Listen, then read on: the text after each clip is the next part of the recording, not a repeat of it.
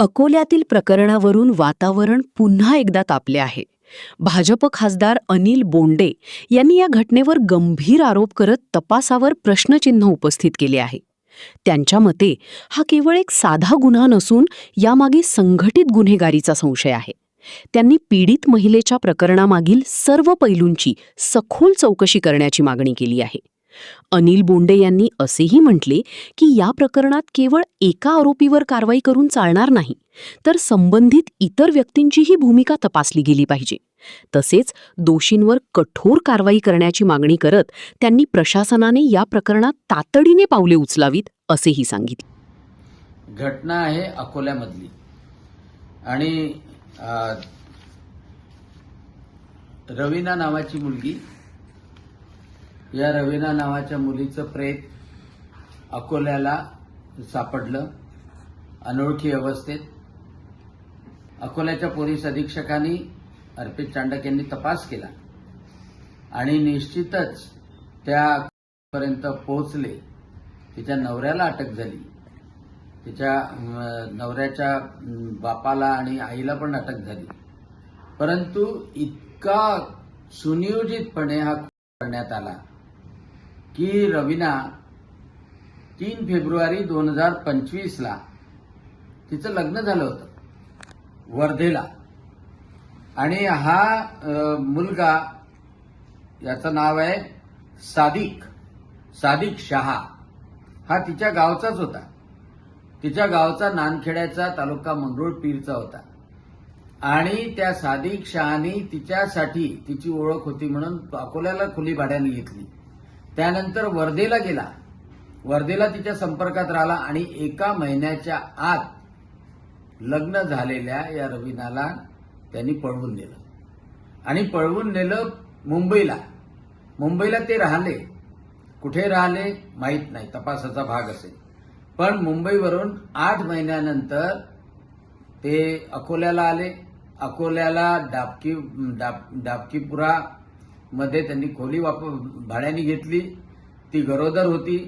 त्याच्यानंतर सरकारी रुग्णालयात तिची डिलिव्हरी झाली आणि एक लहान मूल झालं आणि लहान मूल झाल्यानंतर 7च दिवसात तिला रॉडनी तिला नेण्यात आलं आणि जंगलासारख्या ठिकाणी, अनोळखी ठिकाणी तिचे कपडे काढून तिच्यावर रॉकेल पेटण्यात आलं. पोस्टमॉर्टमचा रिपोर्टही सांगतोय की हेड इंजुरी, पोस्टमॉर्टमचा रिपोर्ट सांगतोय हेड इंजुरी. परंतु हा एकटाच जबाबदार आहे का? पोलिसांना माझी विनंती आहे की तुम्ही फक्त एकट्या आरोपीला अटक केलेली आहे. खरं म्हणजे याचे सगळे जे संबंधी होते ते त्या खुनात सहभागी होते आणि पोलिसांनी याचा तपास करणं आवश्यक आहे की हा 8 महिने त्या पोरीला घेऊन कुठे गेला, तो मुंबईला कुठे राहिला.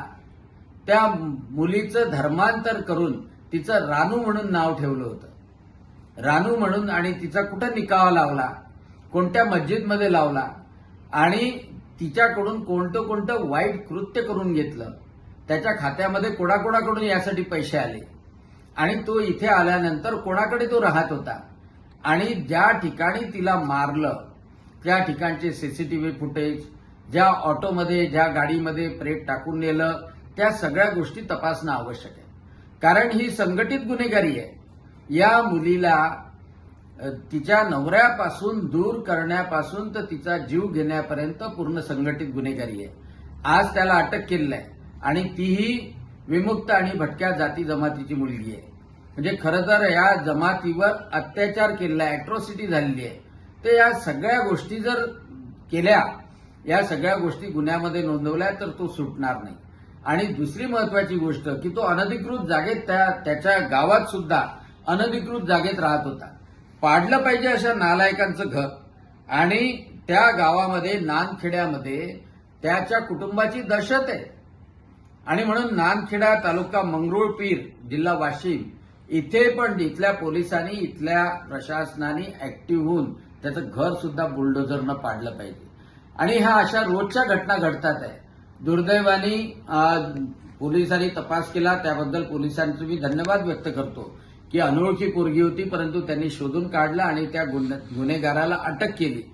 परंतु नातेवाईकांनी सुद्धा ती फरार झाल्यानंतर बदनामी होऊ नये म्हणून पोलीसमध्ये रिपोर्ट दिला नव्हता आणि त्यामुळे त्या 8 महिन्यात तिला काय भोगावं लागलं असेल, त्या 10 महिन्यात तिला काय भोगावं लागलं असेल, काय सहन करावं लागलं असेल, कोणत्या मरण यातना सहन करावं लागले असतील, कोणते वाईट कामं करायला तिला त्या सादिक शहाने लावले असेल, याचा संपूर्ण उलगडा होणं आवश्यक आहे. आणि म्हणून ही केस फास्ट ट्रॅक कोर्टामध्ये चालली पाहिजे. ताबडतोब तातडीनं याचा संपूर्ण उलगडा की यांनी 10 महिनेपर्यंत तिला कोणता कोणता त्रास दिला, कोणते कोणते वाईट कामं करायला लावले, धर्मांतरासाठी कसा दबाव आणण्यात आला, तिला धर्मांतर का करायला लावलं आणि शेवटी तिचा जीव घेतला, तर या सगळ्या गोष्टीची उकल व्हावी. धर्मांतराचाही गुन्हा, जबरीने धर्मांतराचा गुन्हा सुद्धा लागला पाहिजे आणि फास्ट ट्रॅक कोर्टामध्ये घेऊन या सादिक शहाला आणि त्याला मदत करणाऱ्या त्याच्या आईवडिलाला, त्याच्या भावाला आणि त्या सगळ्यावर चढवलं पाहिजे, एवढीच मागणी मी या माध्यमातून करतो.